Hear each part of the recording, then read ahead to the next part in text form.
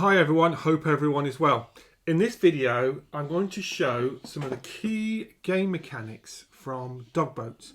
I've been playing this game for quite some time now. It has not left one of my tables where I normally play sort of solitaire narrative games since I bought it, and I'm really enjoying it. And I've covered the game in a couple of videos, but one of the requests I've had is to just sort of have a deeper look at some of the game mechanics, in particular some of the charts and some of the flows as you go through the different zones on the map board. So in this video I'm going to cover all of that. I'm not going to go through every single game mechanic, but I'm going to cover the sort of the main ones as I play through. So I've got the game set up. Let's have a look and let's make a start. So as we set up the game, the first thing we're going to be using is the charts and tables book for the particular boat that you'll be using. And in this particular example, I'm still using the gunboat, the MGB, which I've been using on some of my other playthroughs. And we have our weather check here, so we would roll to see with a D20 what weather it is, and let's do that quickly. And we get a 2, so weather is good. And then we're going to roll to see what our mission is going to be. Now it's a D10 roll. I'll grab a D10. And to be honest with you, the vast majority will be an offensive patrol with a die roll of 1 to 8, special mission assignment on a 9 or 10 on a D10, and the vast majority, once you get an offensive patrol, so let's say we got let's roll it, see what we get. We get 7, an offensive patrol. You roll again, and normally between a 1 and a 7, the mission is successfully performed, but no enemy encounters. So you simply make a record of the mission on the date, but you don't play the mission. It's only if you get an 8 or a 10 and there are possible enemy encounters. But because I'm doing a video, it wouldn't be necessarily be a great video if I just roll and get what I get. Let's have a look. Oh, I actually do get an 8, so it is a possible enemy encounter. But the mission I want to do, because I've not done one yet, is the Commando Team Insertion. And for that to happen, I would have got a 9 to 10 on the first roll, and then rolled again to see what the special mission would be. The last video I did was a mine laying mission, but this one I'm going to deliberately do for the benefit of the video, a Commando Team Insertion, because I've never done one, and it's time to do that. So then we know what the mission is, and then on the next page we will roll to see what assignment red zones we have, and I'll show that on the map in a second.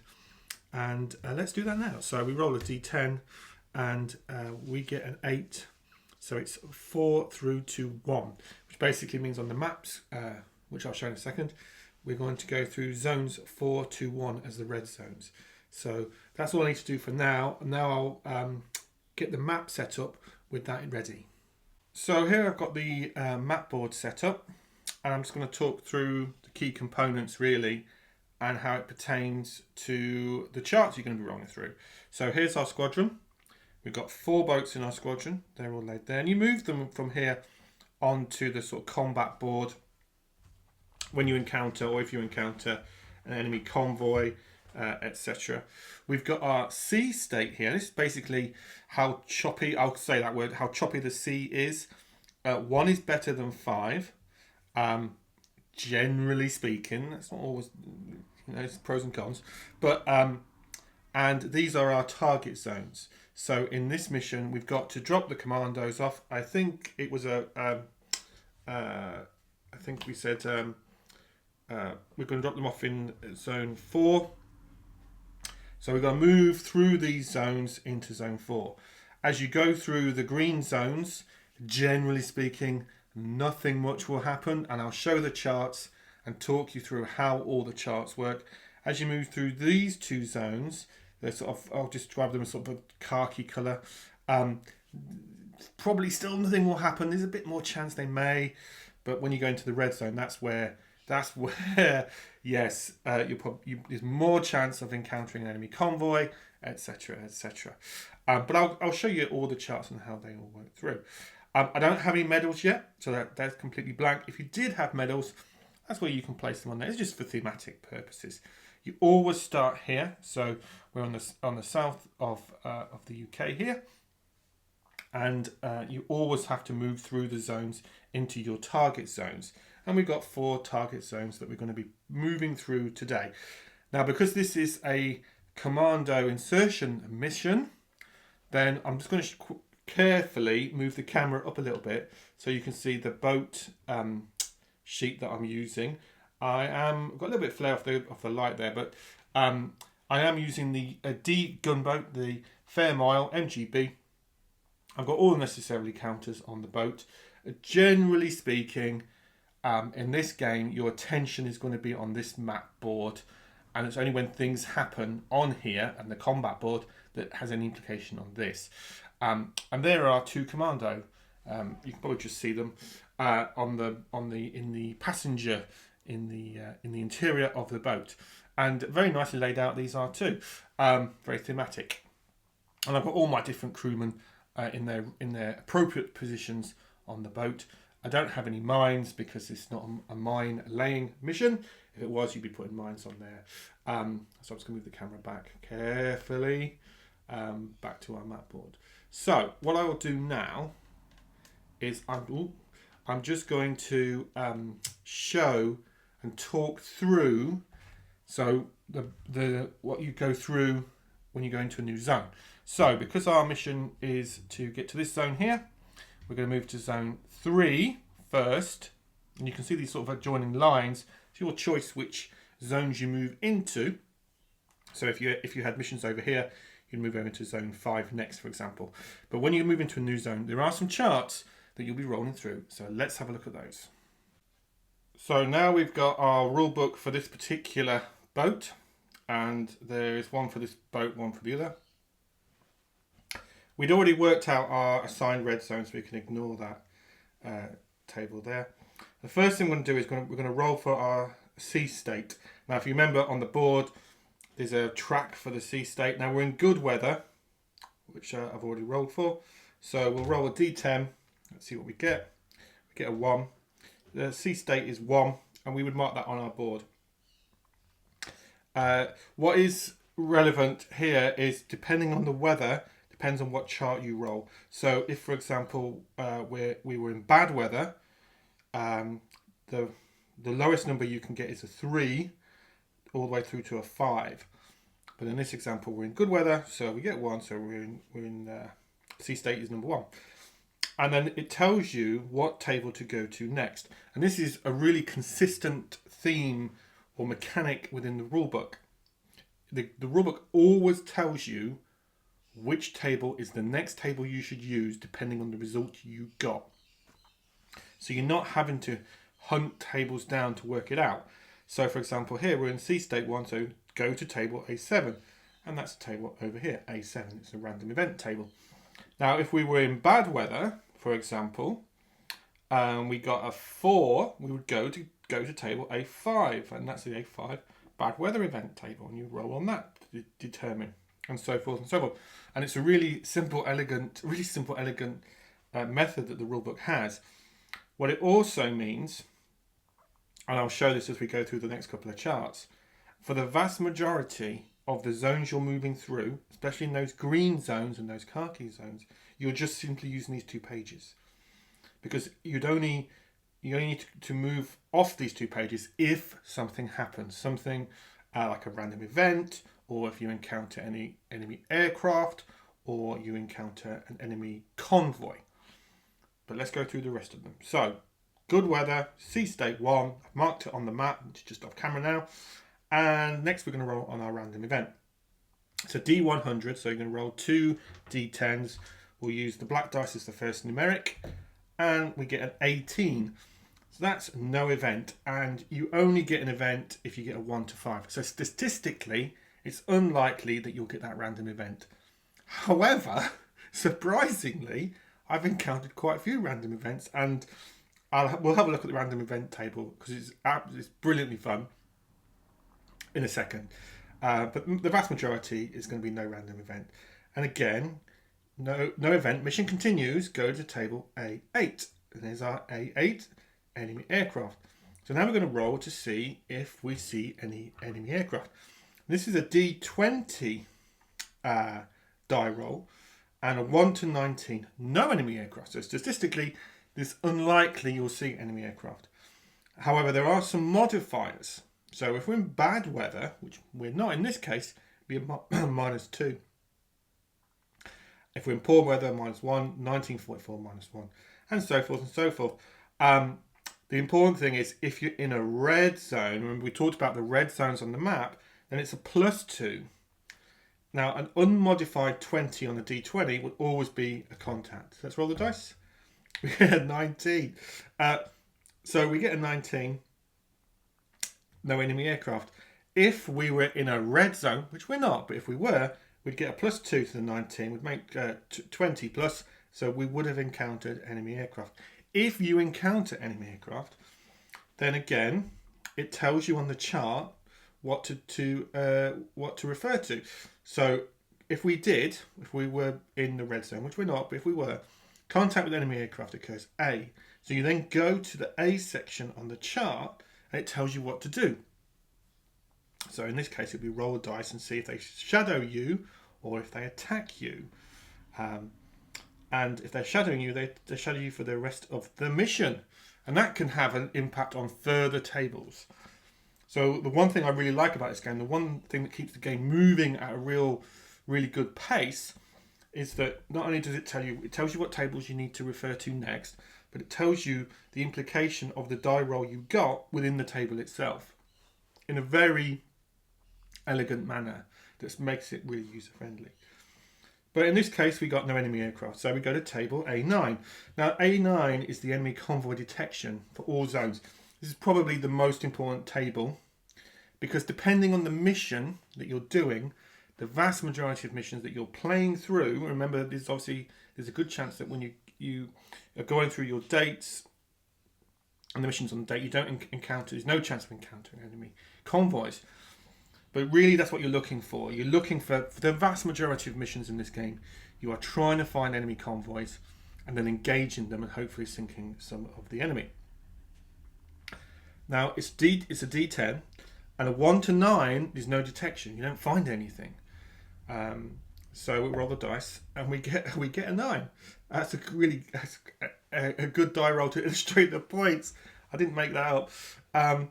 It's a 1 to 9, no detection. And then we would move to the next zone. So back on the map board, we just simply move our squadron counter into the next zone.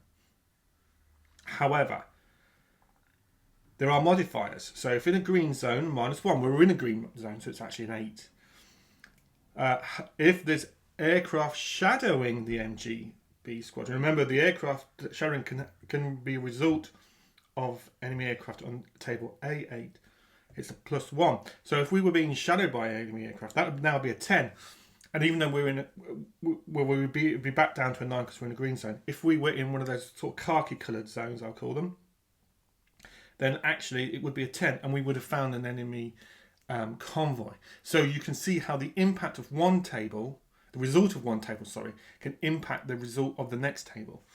And +2 in a red zone. And that's why I always say there's more chance of encountering the enemy in the red zones, and it's simply because of that +2. So statistically, you've got 4 red zones to go through. If you get, let's say you're not being shadowed, if you get an 8 or more on a D10 in each of those 4, then you stand a reasonable chance of encountering an enemy convoy. It doesn't always happen. I've played plenty of missions where I've not encountered enemy convoys. I've played plenty of missions where I have. And in this case, we didn't, so we'd move to the next zone. And that's, I think, one of the things I really enjoy about the game from a playability point of view. When you've got the game set up on the table, you're just going through a couple of charts to see what happens in those zones. And especially at the beginning of the mission, as you're going through the green and khaki zones, it's sort of rinse and repeat. You're just going through the zones to see if anything happens. But, as I did mention, it's surprising on the random event, how many random events. Statistically, I don't know, it doesn't make any sense, but I guess it's Murphy's Law, right? or some such thing. So let's just have a quick look at the random event table. And the random event table is brilliantly fun because of the thematics of the things that can happen. So engine failures, sabotage patrol, Nazi sympathisers have purposely mixed wax in with the petrol, and so forth. It's brilliant. And then we've got, for example, here we've got a rogue wave. There's an enemy warship convoy encountered, and we would have to then go to the table A9 to determine, etc. And we're swarmed by Junkers 88 aircraft, and they attack our boats. And I think probably the two of that quite it's very thematic. One is fine cigars. You, the commander, won a box of fine Cuban cigars in a card game. So that's where that's all that role play. And believe it or not, the fine cigars are there's a counter for them, and you may have a use for them later in the game. And we've got mistaken identity. Your MGB squadron is mistakenly attacked by the RAF. Oh no! So you go through that. So they're very thematic, and it's surprising how often these things can happen. You can strike a mine, for example, etc. The last random event I think I had was urgent wireless message from headquarters received. An RAF patrol has located an enemy warship convoy. Immediately proceed to the specified red zone and engage the convoy. Brilliant. So they had that sort of flavour and unpredictability, I suppose. You know what I mean? But in this example, we got through the zone. So I'm going to go back to the map board, and I'll just go through that quickly. So now we've done this zone here, then what I'm going to do, I'm going to move through these zones, and I'll roll on the tables. You don't need to see me do that. But what I will do, if I get any results that are not the same as I've just explained, or different enough for there to be a gameplay impact, then I'll show what that is, and I'll talk through that. But assuming that not to be the case, statistically, as I've been through, then we'll end up in this zone here, and then I'll stop and we'll go through this zone on camera. Again, I'll talk through the mechanics of that. So I'm going to crack on and move my squadron through these zones and see what happens. Now I've made it to the first red zone, and this is where we're going to be doing our Commando team insertion. So in the rulebook, we're on the special mission section here. So the Commando teams must be inserted onto a beach in the first assigned red zone, which I'm at now. Upon entering the first red zone, roll on the following encounters. The aircraft, like you would roll normally, the convoy, and if we get any air or surface encounters, the Commando teams may not be inserted and must immediately be returned to base. Oh no, let's hope we don't get that then. If sea state is 4, Commando teams may not be inserted, but the squadron may wait up to 3 additional turns for conditions to improve to sea state 2 to 3 by rolling on the appropriate tables. Okay, so let's do that. So we need to go back to table A8, which is right at the beginning of the section here. And what I'm going to do, let's roll on the sea state first. So we get a 7. Which is a 2, so sea state is okay to be able to insert our commandos. We don't need to worry about that table or that table. We're going to roll on the random event. Hopefully not get a 5 on a D100. We get a 28, so that's fine. Let's see if we get any enemy aircraft. So a D20. Oh, we get a 20. Oh no. So we have contact with, in the sense that we've got contact with the enemy aircraft, which means we cannot insert our commandos, as that's what the previous rule stated. So we now need to determine the enemy aircraft. And this is one of the things of this type of game, is that nothing's certain in the narrative. So it's unusual to get a 20 on a D20 with it. That's what we got. And what I need to do now is let's see if they shadow or if they attack. And they were going to attack. They're going to attack the squadron. So what I will do is I will get, I'll just pause the camera for a minute and go to the relevant section, and we will take off where we've left and work out this attacking enemy aircraft, which is jolly well scuppered the plans for inserting our commandos. That's the way these games roll. So I shall go through and just figure that out. I'll be back in 2 secs of a cat's tail. Now, actually, what this does do, it does enable me to describe to everyone how the enemy aircraft section of the game works. So, like just now, when you encounter enemy aircraft, we go through and we follow the charts, and let's do that. So, we know that they are enemy aircraft and that they are attacking, so we don't need to worry too much about that. So let's determine what type of enemy aircraft there are. And we're going to roll a d10, and we get 4. So they are bomb attacking with the bombs against our boats. And let's determine the aircraft skill level. Okay, we get an 8. So they are veteran crew. And you can use counters to help you do this, but I think I will be able to remember this. And then we proceed to B2, the MGB Squadron Defensive Spotting. Let's see if they are able to spot the aircraft. Which is, again, it's a 1d10. And we get 10. Excellent. So aircraft spotted. A, go to table B3. So if successfully spotted, MGB squadrons may change to fast speed before the aircraft are attacking if the sea state is 1 to 3 and all MGBs are capable. Now the sea state is 2 from the previous die roll, so let's go to a fast speed. I'm sure that must be better to try and evade the bombers.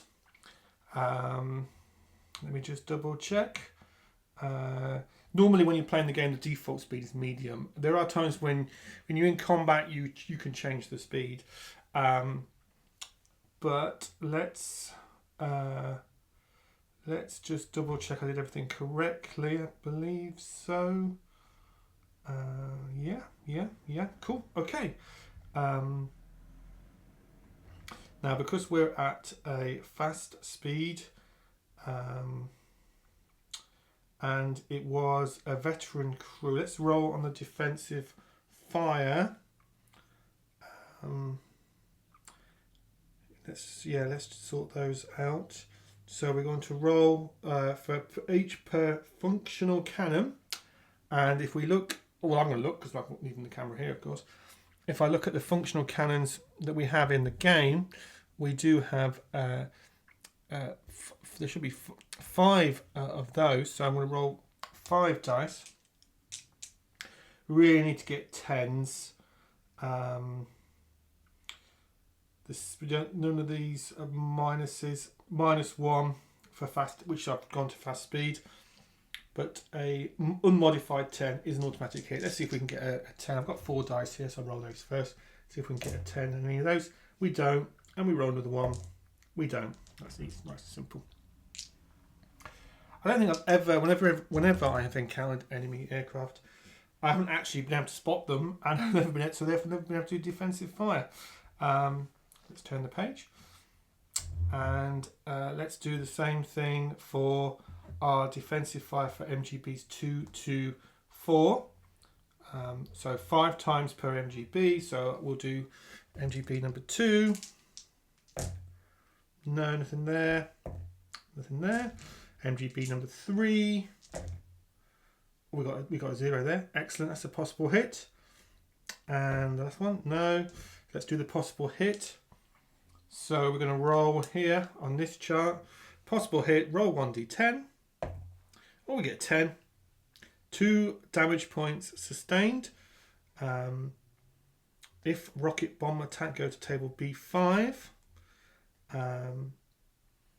So then let's do roll to see if I need to do one more MGB.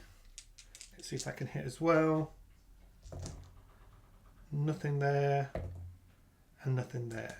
So we got 2 hits. Now I'm just going to check. I'm just going to pause the camera for a minute and check. So we got 2 hits. How many hits a enemy aircraft can sustain? But certainly we've done 2 damage. I wonder if it tells me my play rates quickly so I don't have to stop the camera. I do like to, I'm sure like a lot of people, I do like to double check a lot of things while I'm playing. Yeah, I'm going to stop the camera for a second and just double check how many points. I can't recall top of my head how many damage points an enemy aircraft can sustain. I thought it's on one of the play rates. I know I've seen it. Probably, of course, the one that's not right in front of me. So let me go away and find that, and I'll come back, and then we'll work that out. And then what we'll need to do is the actual enemy aircraft bomb attack. And you'll see there's a different chart for the bomb attacks compared to the gun strafing there. We're going to be using that one. But first of all, I'll work out how many damage points that enemy aircraft has. Yes, so I did check, and of course it was the one play rate that I'd got underneath the microphone, of course, that I'm using to record this video. And it is 5 points that the Junkers 88 can take. So unfortunately our single hit, which did do 2 damage of damage points, not enough. But when that pilot flies home, assuming it does, then you'll have some nice big bullet holes in it. So what we need to do now is, using the enemy aircraft rocket bomb attack, need to see if any of its bombs are lucky from the pilot's point of view, unlucky for our squadron's point of view, if any of them hit our boats. And it's 1d10 per MGB. So number 1, basically what they need to get. We're at fast speed, and the aircraft was spotted, and the aircraft is a veteran, so they get a +1, but the negatives outweigh that. So basically we need a unmodified 10s to hit. So for boat number 1, no. Boat number 2, no. Boat number 3, let's roll that one again. No. Boat number 4, no. Excellent. They've all missed. Jolly rotten look to the Luftwaffe pilot there. Oh well, never mind. Good for our boys and crews on the boats. So now that we've done that, let me just double check. They all missed. So now we go to table B number 7, which is this table here. And this is where we're going to see if the enemy aircraft is able to drop a flare or if it departs the area. It's a 1d10, and we get a 6. So it's no flare, enemy aircraft that departs the area, and combat ends. And then we're going to go to B number 8. Okay, and we need to see if our MGBs remain in formation. If they've come under attack and the enemy have been dropping bombs on them and all that sort of thing. So let's see what happens there. And we get, for each MGB, so we're going to roll. First one, we get a 6. Weather is good. They're not slow, they're fast. So it's a minus. So again, I think really you need a 10 plus.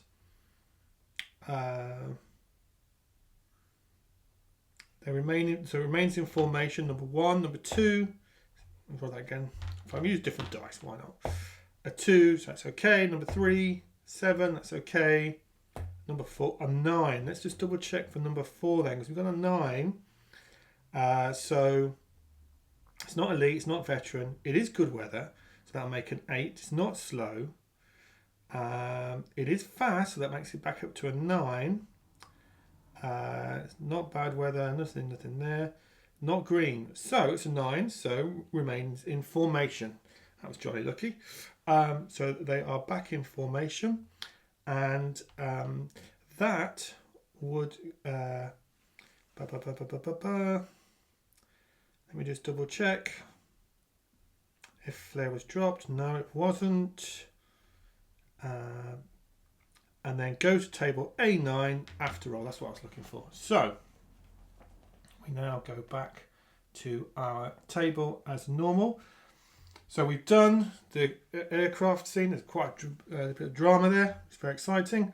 Let's see if there's an enemy convoy as well. Let's roll D10. We get 5. I don't think there will be. Let's just double check.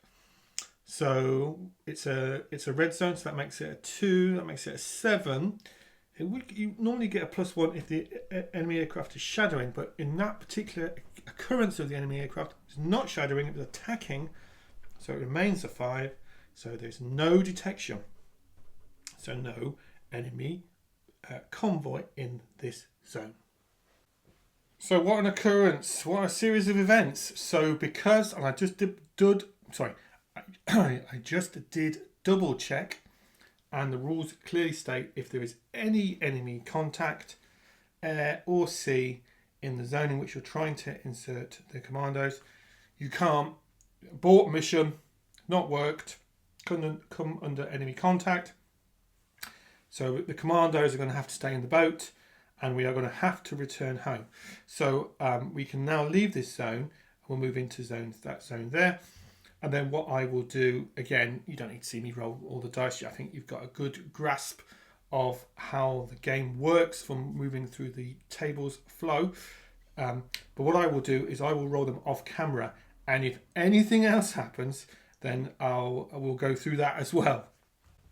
So I've been through all the charts for the zones. And yeah, we've managed to get the squadron back to base, going through the aircraft charts that I showed earlier, going through the enemy convoy detection charts I showed earlier, and nothing happened. So we are back at our base. And in that sense, the mission was, to be honest with you, a failure, because we were unable to drop the commandos off on the coastline. But as with all things like this, we did get everyone home safe, which is good news in that respect. And therefore, we can live to fight another day. But a good example, I think, of hopefully a better understanding for people to understand as you're going through the zones, some of the basic charts that you'll be rolling through.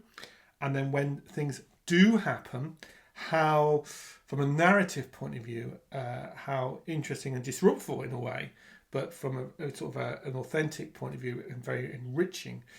So incredibly enjoyable game session this evening. I will do another video, because one thing I would like to show, and I might just force it just to show the point in another video, is exactly the combat charts, which again, much like the charts I've shown earlier, very straightforward just to work your way through. And again, a bit like the enemy aircraft chart, sometimes things don't go your way or can surprise you. It's one of the things I enjoy about this game.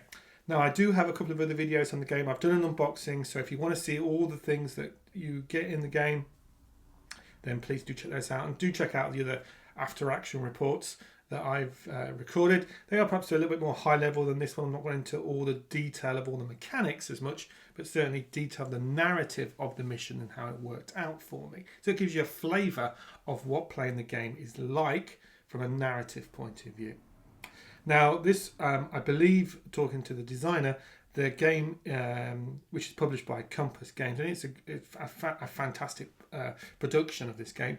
Unfortunately, the game's not available on their website anymore. I think they've sold out, I would imagine, of the print run. But there are some copies around in the wild, so if you can get a copy and you enjoy this type of game, highly recommend it. Second, when I looked here in the UK, Second Chance Games have some copies, and I'll put a link to their site. So if you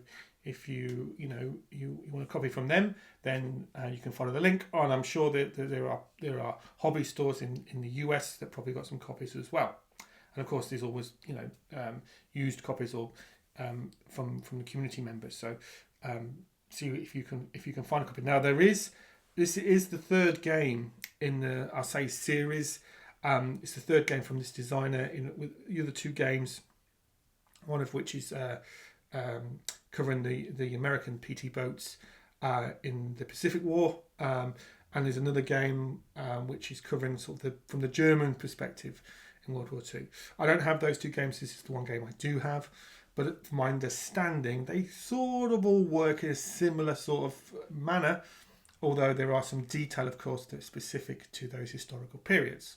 So if you can't get a copy of this, but you really like the look of it, then they're probably worth checking out as well. And I'm going to say I'm pretty sure one of those games you can get directly from Compass Games. And of course, there are, bricks and mortar hobby stores that I'm sure will have them as well. So please do check those out.